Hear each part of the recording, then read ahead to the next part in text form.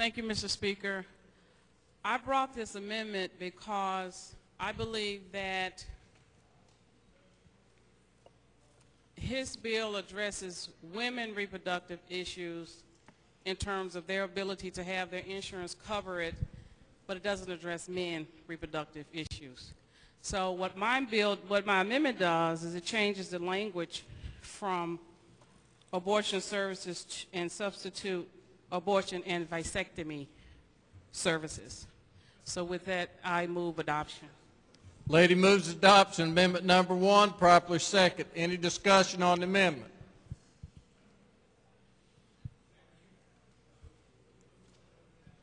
Any discussion on the amendment? Representative Hill. Thank you, Mr. Speaker. According to Section 1303 of the new federal health care bill that was just passed, it says, quote, a state may elect to prohibit abortion coverage in qualified health plans offered through an exchange in such state if such state enacts a law to provide for such prohibitions. And I looked at the amendment. I had the legal staff look at the amendment. Nowhere in the federal legislation does it state anything about vasectomies, Mr. Speaker. It only speaks to that the states can prohibit abortion coverage in the new insurance exchanges that the states are now mandated to create. And so with that explanation and understanding, ladies and gentlemen, that this bill deals with abortion as it is laid out in the federal legislation, I would just leave that for your consideration as you think about whether or not to adopt amendment number 1. I disagree with you based on the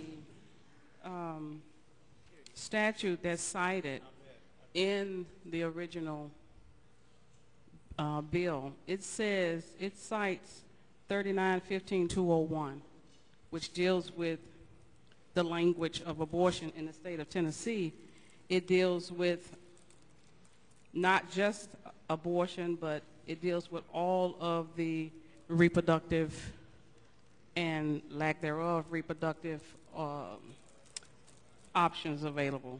It talks about miscarriages, it talks about IEDs, and it talks about a lot of things that deal with reproduction. And I further believe that because the man has the seed, his decision to have a vasectomy cuts off the ability for the woman to even fertilize her egg.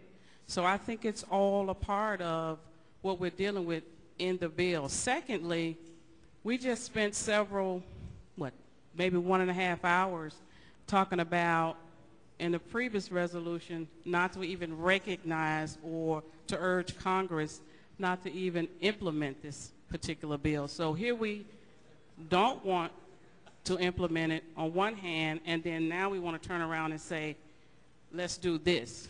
So I would ask you to vote against the tabling motion. Parliamentary procedure. Representative Camper has moved adoption of amendment number 1. Representative Lundberg has moved that to the table. We're voting on the tabling motion. All those in favor vote aye when the bell rings. Those opposed to vote no.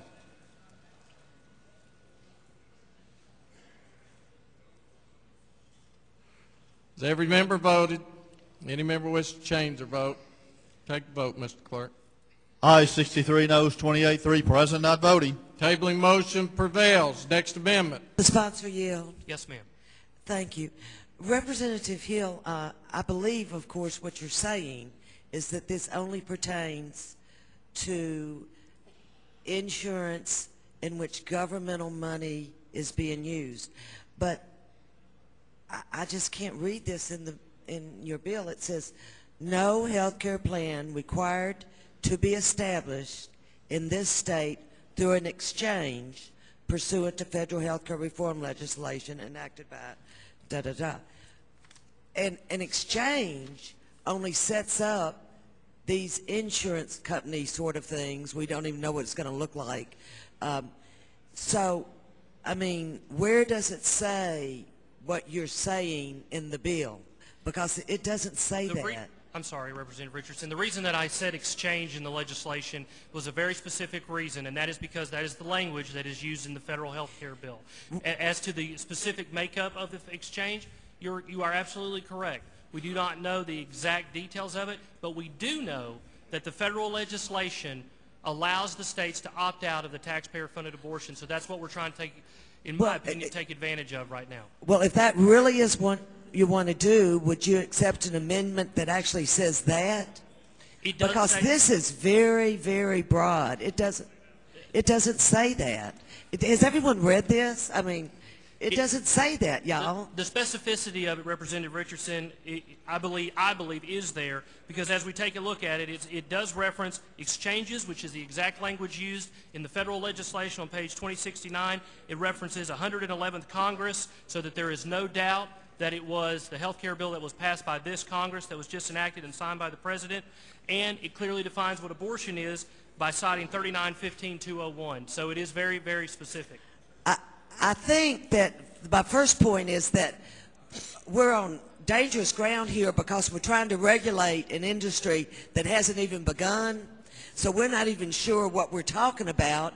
I don't believe that your bill does what you think it does, but I mean, I don't know how you could believe that since we haven't defined what our exchanges are. That's number one. Number two, again, it doesn't talk about tax dollars. I think you need to accept an amendment to do that if that, in fact, is what you want to do. And then there's some really, really big problems, if I can find my materials. Can I ask you, Representative, do you know what an intrauterine device is? It's commonly known as an IUD. Do you know what that is? I'm serious. I'm not being smart. I mean, I'm really serious about this, y'all, because this is going a lot further than I think everyone here understands. Do you know?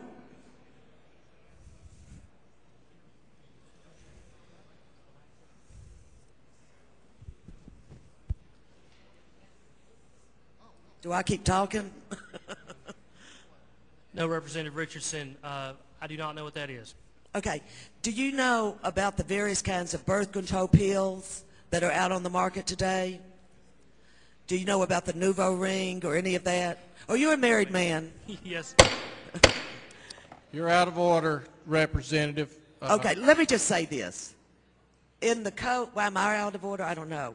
Abortion means the administration to any woman pregnant with child, whether the child be quick or not, of any medication, medicine, drug, or substance, whatever, or the use or employment of any instruments or other means whatever, with the intent to destroy the child, thereby destroying the child before the child's birth. That is the code that you have cited.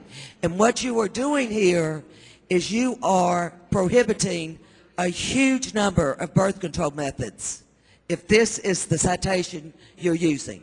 I'm just saying to my colleagues that this is going way beyond, I believe, what Representative Hill intends for it to do, and you're welcome to.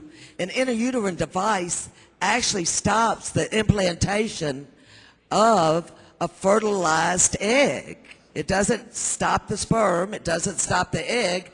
This is a zygote. This is, for the people that believe life begins at conception, the IUD stops life after that conception. So do a number of other birth control methods commonly accepted. So if what you're trying to do is prohibit exchanges from paying for birth control, that's exactly what you're doing. I would like you to reconsider this, at least the language of your bill, because we're on really shaky ground. Would you agree to roll the bill till we can discuss this? No, ma'am. Okay. Well, what I'm saying, my colleagues, is correct information. I do know what an IUD is. I do know how these other methods work. And so you are about to pass a bill that will prohibit insurance exchanges from offering not just abortion as you think of it, but a whole wide range of birth control services to both women and men. I would urge you not to vote for this. This is very foolhardy in the in the form that it's in right now. Thank you, Mr. Sponsor.